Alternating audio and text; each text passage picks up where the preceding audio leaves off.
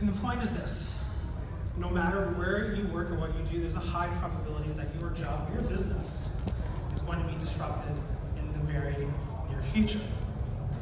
Today, 34% of people either own their own business or do work on the side as a freelancer. You know this is true because there's a pie chart. That's how you know if data is true. In 2020, 50%. This is going to be true. Now, that doesn't seem like a lot, 16% over a few years, but that is literally tens of millions of people becoming entrepreneurs in the next few years. This is a seismic shift. So we're entering what a lot of people are calling the age of the entrepreneur, where more than half of the workforce is going to be the CEO of their own company. Most of these entrepreneurs, unfortunately, are going to struggle to make a living. So the question I have is, what if every single one of those entrepreneurs became social entrepreneurs? So that's argument number two. Argument number three is that because of all of this stuff that's going on right now, that we literally have the ability to change the course of history. So there's a book, I like to make my arguments in books. There's a book published by Roger Martin, who was the former dean at the Rotten School, and Sally Osberg, called Getting Beyond Better. And in the book, they lay out a framework for how social entrepreneurship works. And I'm going to use the framework to answer the question, how do we get every entrepreneur to become a social entrepreneur? And what could we accomplish if we did this? So here's the framework. A, you need to understand the world that you live in. B, you need to envision a new future for the world. C, you need to build a model for change. And D, you need to scale the solution so that the impact is worldwide. So I'm going to take you through this. So when you are understanding the world that you live in, there's an equilibrium always that's going on in the world that you need to upset. You need to actually change something that's going on in the world. And the equilibrium today is that 99% of people are drawn to entrepreneurship for the sole purpose of making money. Everybody like making money? Raise your hands. And of course, making money is not a bad thing, it's a good thing. There's a lot of great things that come along with it, like freedom, security, accomplishment. And the role models of these people are people who either exist only to make money, it's getting romantic in here, or people who give back to the world after they've made it. And if you have had an executive coach, you may have, and you talked about, I'm going to change the world, they probably would tell you, changing the world is something you should do after you've made your money and after you've made it. I've got that advice, I know a lot of people have got that advice.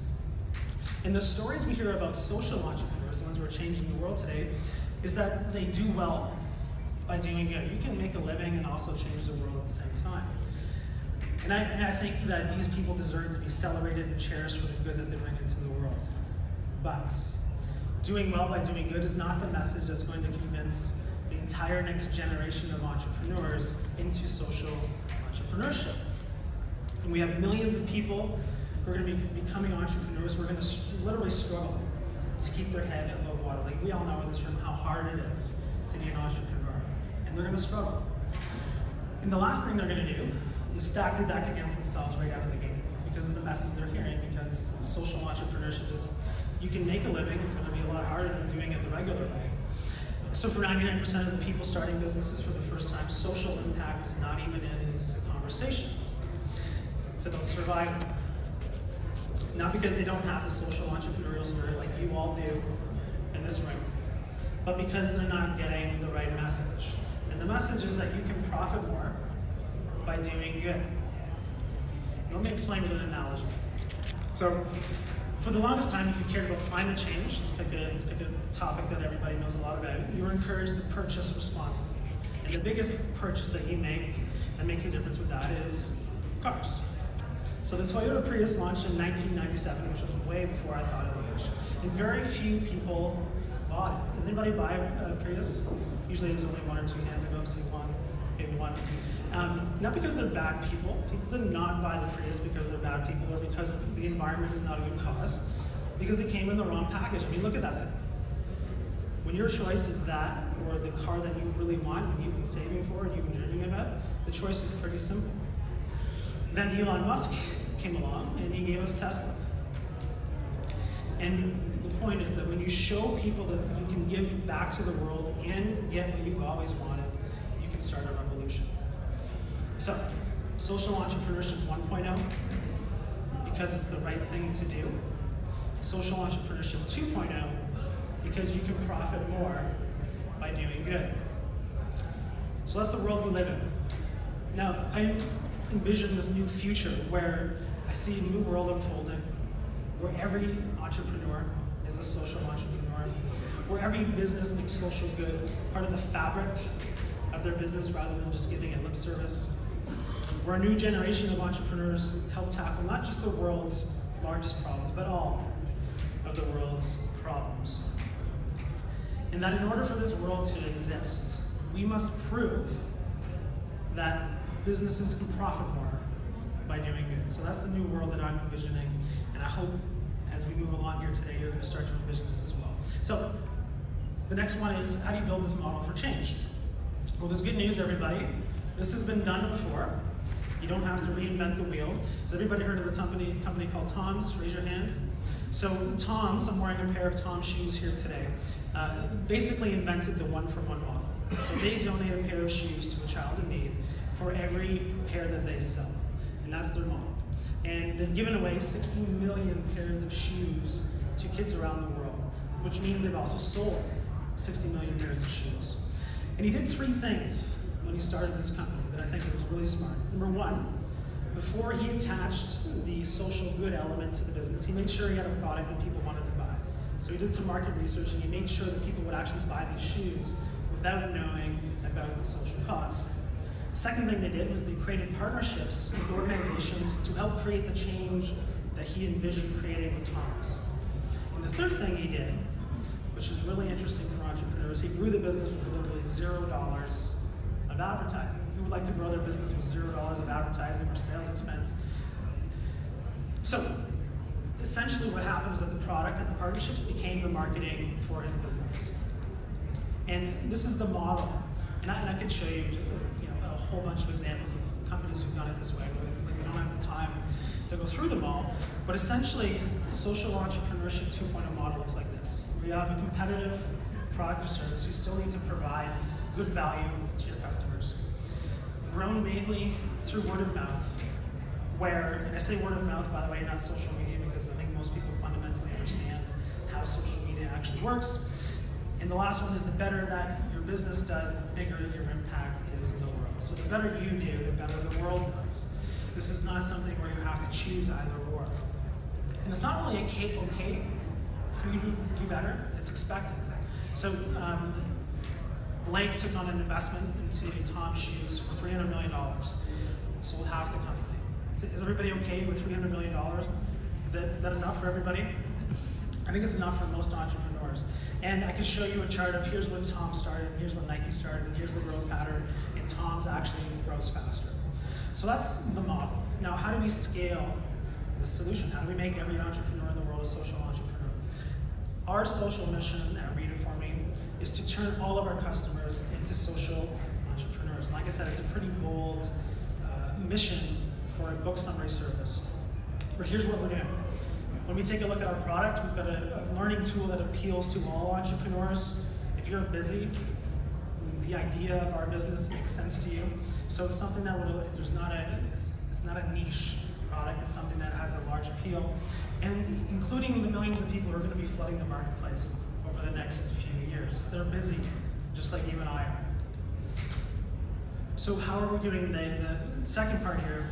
For every lifetime membership we sell to our service, so we operate under a lifetime membership model. We do sell other plans, but this is the one that has the most success for us. We give a lifetime membership to a student at junior achievement. The future of entrepreneurship, not only just here in Canada, but around the world. We give a percentage of each sale to a charity that our partners support. More about this in a second. And our product is free for anybody who works in a registered charity anywhere in the world. So what we're trying to do is to create this movement around social entrepreneurship. You're not buying just lifetime learning with our product, you are buying into a movement of social entrepreneurship. And grown mainly through word of mouth, when you buy Read It For Me, essentially what you're buying is your own micro social business. We give you a set of tools that turn you into a social entrepreneur, including landing pages with special offers and all this good stuff. You have the ability to give away our service to your network so you can feel like you're giving something away as opposed to promoting something, which most people don't feel comfortable doing. And like I said, for each sale, 25% goes back to our partners, which are our customers. 10% goes back to a charity of their choice. So we're allowing them to decide the impact that they make in the world. And again, a student at Junior Achievement gets a lifetime membership to our service. And the retail value of what we sell this for on our website is $1,500. So basically, you're getting your own micro-social enterprise without having to create the product, which is really important for people who are just starting out in entrepreneurship, because that's really the hard part, as you know. And our idea is that once they feel how good it feels to do this, and see that they can actually make money doing this, they are going to hear more about our story and want to do it in their business as well. So we're really trying to train people to become social entrepreneurs. And if we execute this plan, we're going to turn millions of people around the world into social entrepreneurs. So you might be asking yourself, well, this is great, Steve, well, how is this working for you? Do you eat your own dog food? And it's going pretty good. More charts, which means it's true. This is our revenue. Same July through November last year. We implemented this model in July. I'm not going to give you the actual numbers because we don't do that. But the idea is we've been in business for 6 years. This was a business before, and now it's much larger, 14.6 times larger. And we're in the process of delivering impact to literally thousands of kids around the world. All of this happens because of our partners. $0 spent on advertising. And of course, like every entrepreneur, we feel like we're just getting started. We're going to take over the world and all that good stuff. And if a lawyer who only lasted 1 week can do this, you guys can do it too. So this is the point of the presentation. We're going to make a quick offer for you. If you want to participate in this movement with us, you can go to this URL. If you want, go ahead and write this down, www.readafor.me/Toronto-entrepreneurs.